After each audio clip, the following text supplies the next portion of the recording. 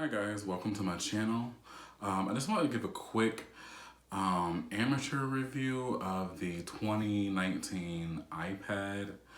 I'm not super techy. I mean, I didn't have some knowledge of tech, but I kind of want to give you kind of just a more so average review of it, of someone who, obviously there are other pros and stuff like that out there, and a lot of videos I see reviewing the device keeps comparing it to what it's missing that the pros have.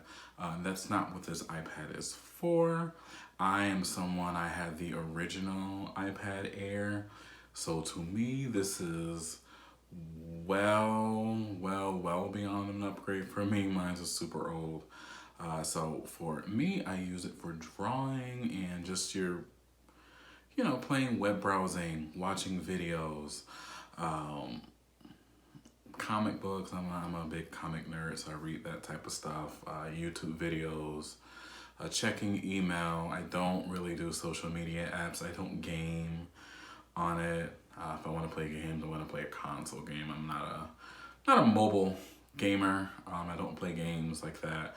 If anything, I may play like Yu-Gi-Oh or Pokemon, but nothing serious on it.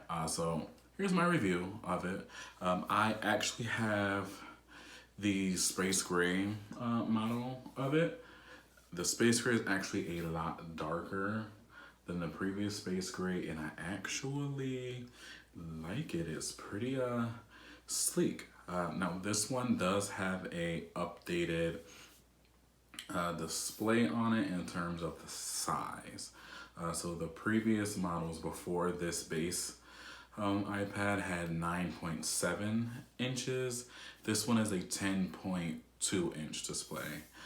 So I definitely welcome the larger screen real estate. For this model, it's still not laminated.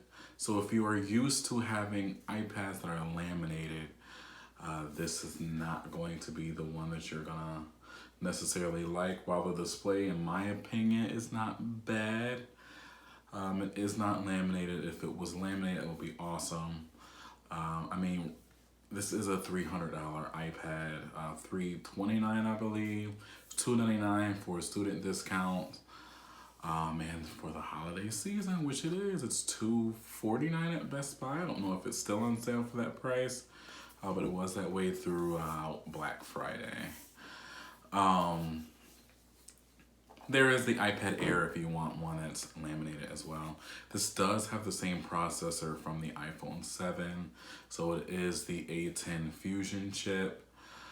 I don't really see an issue with it. I'm not a power user, so I don't need the most powerful chip. I still think it's gonna receive at least 3 to 4, possibly 5 years of updates.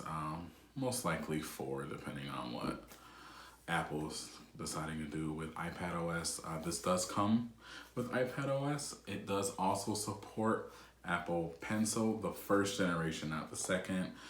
First generation. And on the side, if you can see here, there are these 3 pens on here, which means it does support Apple's smart keyboard that you can get. I did not get that. I don't really seem to do a lot of typing on my iPad. I do have a Mac behind me if I want to do that. But we'll turn around. So we'll turn it on. This is the display of the iPad, of that wallpaper, if you guys are wondering. That is something that I made myself. I may leave a link to it in the description if you guys like that wallpaper. This does have Touch ID. I believe this is the first, I don't know if it's the first gen Touch ID sensor or the second gen. It actually is a button. I don't know if you can hear that. It does click, so it's a physical button. Still pretty fast. It's Touch ID. If you've ever used it before, you're gonna use it. You know what it's like. It does have pretty thick bezels around it as well. I don't really mind that. I know some people said it makes it look dated. it's an iPad. It's not that big of an issue for me. So yeah, so turning it on, the display is pretty bright. Touch ID, it's fast. It does have iPad OS. Um, you can have like the widgets and stuff on the side of it. It works pretty well for me. It's pretty fast. I know some people, obviously it doesn't have like the ProMotion display and stuff like that on it. Those are for the pros, but this does work pretty darn well for me. It has 3 GB of RAM, so it can multitask a lot better than the older models could. I don't know. I just don't really see that big of an issue. I do draw. The app I'm using is Autodesk Sketchbook. I do actually plan on getting Procreate. I just don't have it yet, but I do plan on getting it. I do know a lot of professionals do use, well, not professionals, but I guess professionals. Yeah, a lot of professionals do use the Procreate app for their digital artwork and stuff like that. I consider myself more of I don't want to say novice, but an amateur. I just enjoy doing it. Artwork is still pretty fine. This is, if I can turn it the correct way. This is Sindel, kind of like an animated version of, Sindel from Mortal Kombat that I was working on, and it worked just fine in Sketchbook. Still, I am going to get Procreate eventually. I did do this with Apple Pencil, so it does have Apple Pencil support. It works pretty well. The way you charge is a little stupid in my opinion, but it does come with the adapter. I don't charge it that way. I've heard people, when they say drawing on it, it's slippery and stuff like that. I know they're used to what the pros have. I actually have a matte screen protector on mine. That definitely helps when drawing. It actually kind of feels like paper when you're drawing on it. The first generation pencil I do have here. It's standard. I mean, it's a little larger than a pencil. I do like the way it feels. It's rounded. It's glossy. It does charge. You take this little cap off and then you just plug it in here. I use the adapter and just plug it into an outlet. I'm not going through that.